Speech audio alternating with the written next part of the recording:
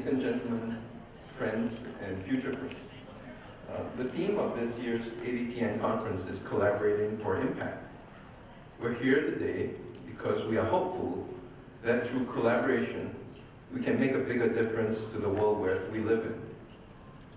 Contributions that will benefit individuals and groups with collaboration can possibly scale to make differences in towns, cities, and nations.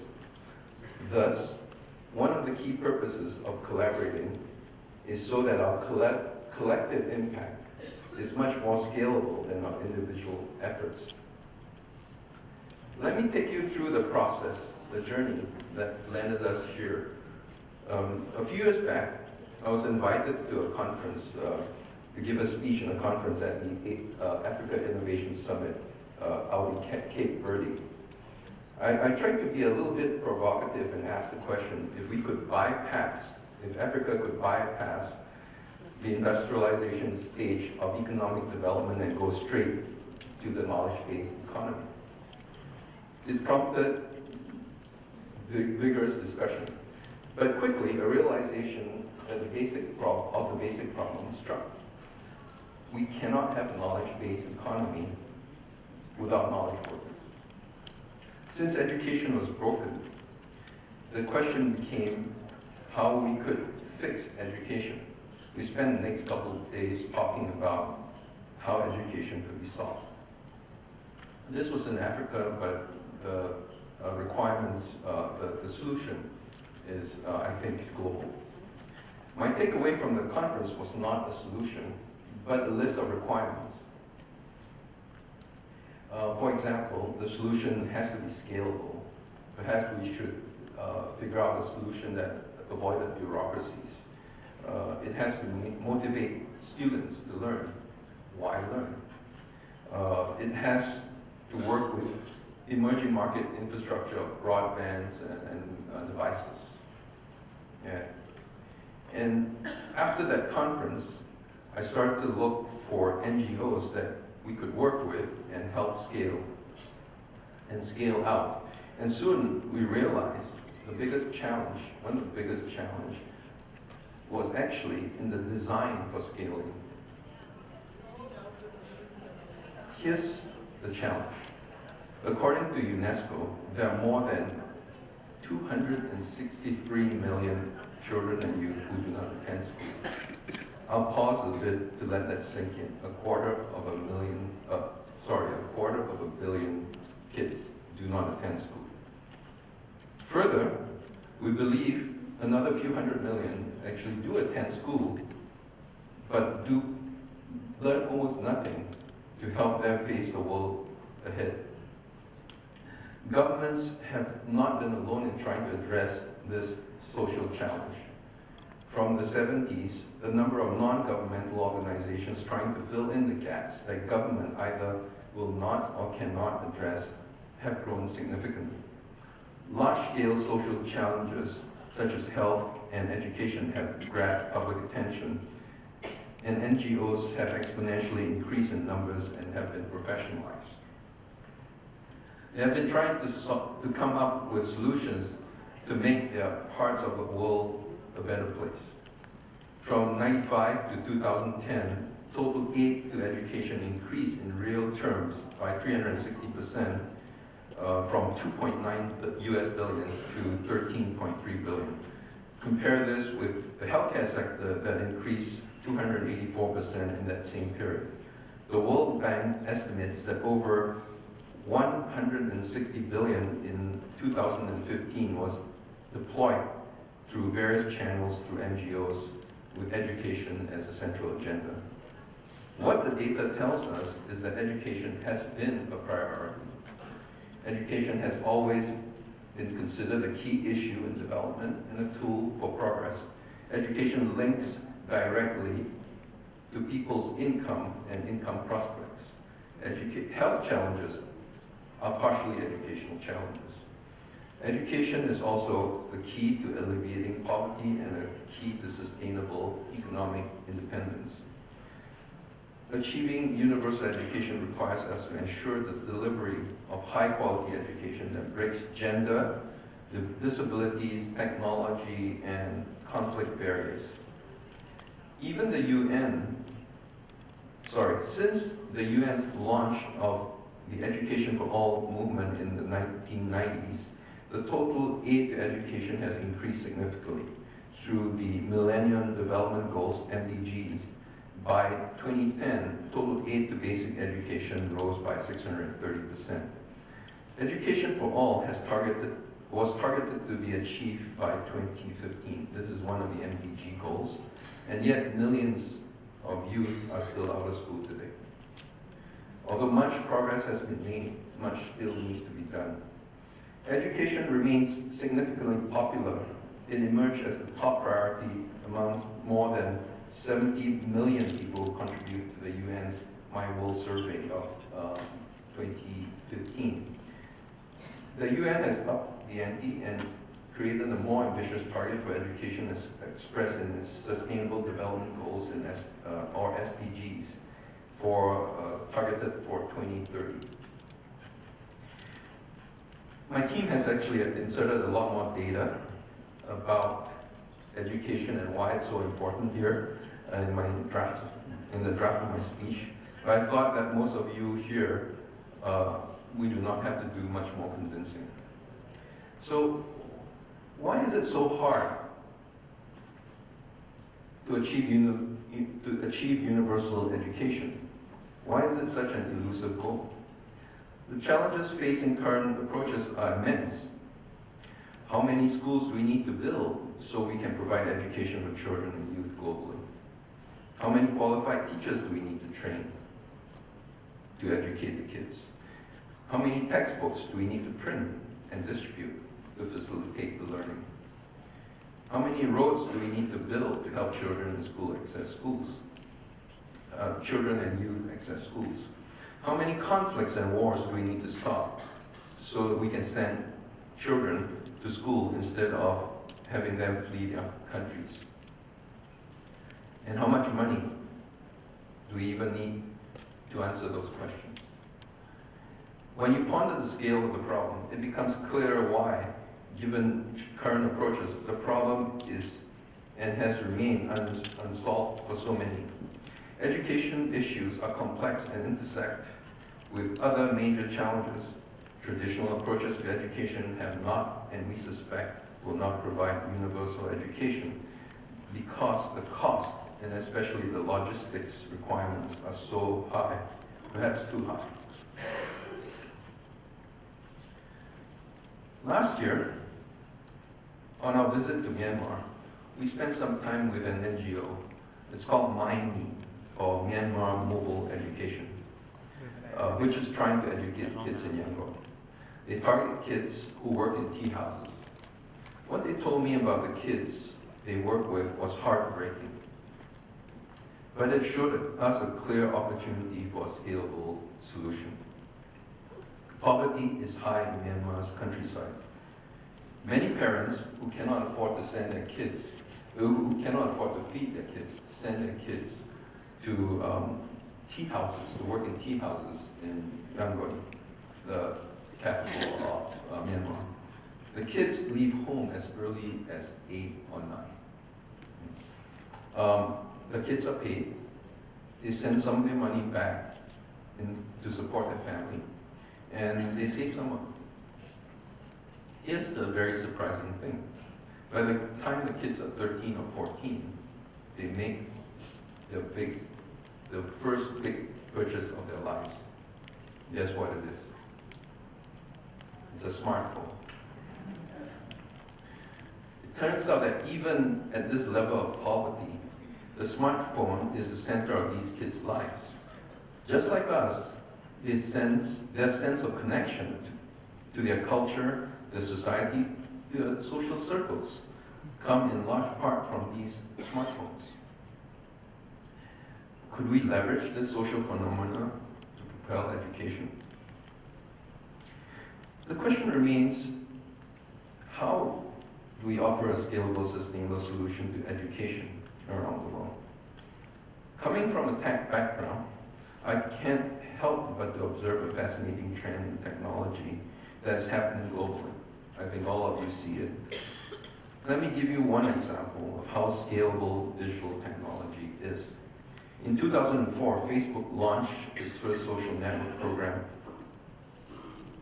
And today, 13 years later, there are 1.3 billion active Facebook users worldwide, and 1.7 billion of those are on mobile devices. Facebook has not only changed the way we communicate with each other, but has changed the way we evolve our social and political systems. Today, active Facebook users are not just found in the US, but all around the world, including in the most disadvantaged rural areas, in some of the poorest regions. Guess what the #1 app for those tea house kids in Myanmar is? It's the Facebook app. You see here how quickly scalable digital technology is, how significant change in access and communication has been made through digital technology. Peter Thiel, an early investor of Facebook, wrote, "By creating technologies, we rewrite the plan of the world." I agree with you. I believe specifically that through digital technology, we can solve education. Another interesting observation is how prevalent broadband is. In 2016, last year, there were 4.3 billion people with smartphones, and about half of these were with mobile phones, and about half of these were smartphones. The number of smartphone subscription is estimated to be 6.1 billion by 2020. That's about 70% of the global population. More people have smartphones than have electricity at home. You see those charging units people use. That's because they don't have electricity at home, but they have a smartphone. 80% of the new smartphone owners will be located in Asia Pacific, the Middle East, and Africa. You now see people of all walks of life in cities and villages carry their mobile phones everywhere. They cannot live without their smartphones. We cannot live without our smartphones. Let me do a quick test here. How many of you do not have your smartphone within easy reach of where you sit right now? Okay, that's one very honest person. One person out of 420 so people, right? This is where we are today with technology. Last year, the World Bank published a background paper on digital dividends. It explores the relationship between internet connectivity and economic growth. Not surprisingly, internet broadband penetration positively impacts economic growth. Broadband over the years has influenced the world's GDP growth. Mobile broadband has emerged as the high-speed network of choice for developing nations. Most countries just skip the wired part of broadband and go straight to wireless. Another study conducted in 2013 looked at the quality of broadband connection as measured by average download speeds. It turns out that doubling broadband speeds adds about 0.3% GDP growth. As access to broadband becomes ubiquitous, competition within the smartphone industry has become even stronger. Today, the Android phone adoption through low-cost devices is through the roof. People with low income can afford smartphones. The cost of components of an Android One phone, which is, by the way, a full-spec smartphone, not a low-end phone, is about $50 and dropping very fast. I think this number is probably obsolete by now. It's from a couple of years ago. So there's lots of broadband, lots of access points. And over the years, we have seen the rise of the education technology industry, specifically based around the internet. More and more entrepreneurs have started to bring about education innovation through technology, and you see it on your smartphones, you see it on the web. But most have missed two major challenges within the education technology field. The first challenge centers around motivation. Existing products assume users' motivation to learn. If you grew up in the valley, Silicon Valley, you understand why you might want a degree in computer science. For one thing, your starting salary is substantially higher than your classmates who didn't study computer science. And you know, just because you have an education, your lifetime earning power is much more significant than that of someone who doesn't. In a country with low GDP per capita, it is actually perfectly reasonable that a rural child is totally unmotivated to learn computer science. What evidence does she have that tells her and her parents that the investment she might put into their education, into her education in computer science, will benefit her in the long run? She has no role models, no examples. Unfortunately, in emerging markets, the benefits of getting education are sometimes unclear. We believe that there should also be an approach that motivates the young to develop their thirst for learning. There should be an approach that can cause people to become addicted to learning. The motivation could start with small incentives, and it could ramp up to an offer of employment on successful completion of training. The second challenge is about the infrastructure. Most education technology products you see today are designed to suit well-developed broadband networks running on up-to-date devices. Most broadband networks in emerging markets are not well developed, and the most sophisticated access point to these broadband networks is the low-end smartphone. We believe there should be an approach that benefits the majority of the people on the planet around these educational systems. Software systems for edutech can be designed to function in low bandwidth environments with intermittent connectivity and using low power computer. This is hard to do, and of course is usually not done because it is not required in developed countries. We believe if we modify traditional pedagogical approaches to ride on prevalent technologies and broadband networks, we might be able to create a sustainable approach to education for large numbers of the young.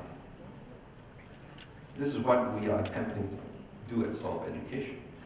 It took us a year after Cape Verde to realize that traditional approaches to solving education at scale lacked a few key features, and we needed to provide, or someone needed to provide these features. Three of these features include a pedagogical approach that incentivizes to motivate learning, a digital-only approach to the delivery of education so that deployment can happen over the internet, software delivery systems that will run on emerging markets, broadbands, and low-end smartphones. It doesn't seem that complicated. The path we have chosen, though, is very possible, but is one that requires collaboration across multiple disciplines. We are engaging different groups of experts from around the world to help us achieve our mission. Pedagogists, for example, to help us build rigor around how we educate. Game creators to drive learning by making it fun and addictive. Software engineers to build systems that support millions of users in the infrastructure we have running. Data analysts to help us understand the efficacy of learning methods and of teaching methods and effectiveness of our courses, or adventures as we call them. Course designers to create syllabuses and content that can be delivered on the systems, and social media experts to help us engage our user base. And I think very importantly, the NGOs on the ground to help us deploy and get real-world feedback. As you can see, we cannot solve education. Even though we can think of a way to scale it, we cannot solve it just by ourselves. We need you. We need your hope and optimism, and we also need your engagement in your areas of expertise every step of the way. And this is why I'm here, to invite you to collaborate with us. If you think you can assist, reach out and help us build a scalable, sustainable solution for education. Thank you very much.